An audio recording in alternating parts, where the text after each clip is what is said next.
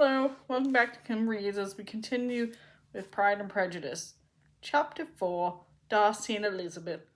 The next morning, Mrs. Bennet was summoned in Netherfield.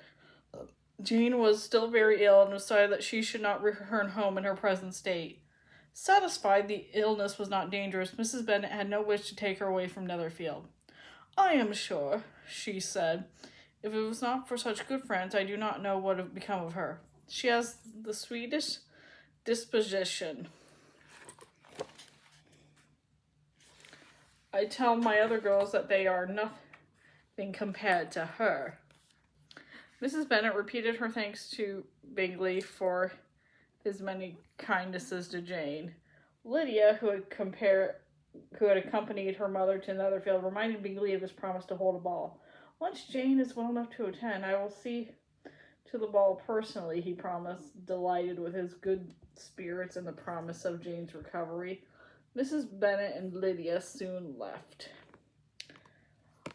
Elizabeth returned to Jane's room. Once she was gone, the two Bingley sisters resumed their gossip. The next time, however, Darcy refused to listen to any criticism of Elizabeth Bennet. Was he falling in love with her? He asked himself.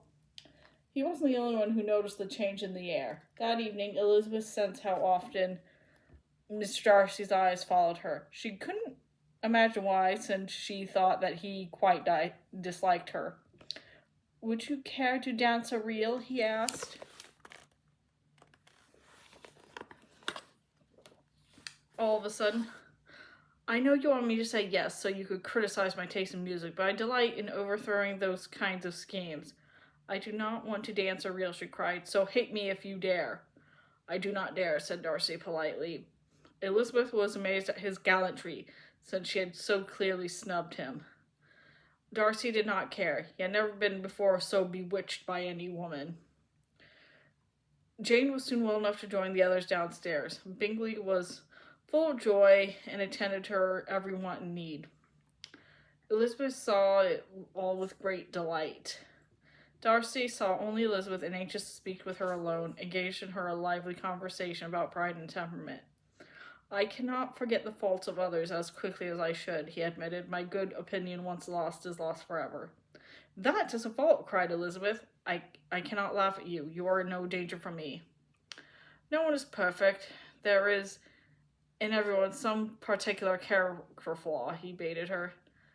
"If so, I'd say that your particular defect is a desire to hate everybody," Elizabeth said lightly. "And yours," he replied with a smile, "is to misunderstand them." Elizabeth laughed and rejoined the others. Darcy, after a few moments, thought he might be in another kind of danger, paying Elizabeth too much attention. And that's the end of that chapter. I will see you later.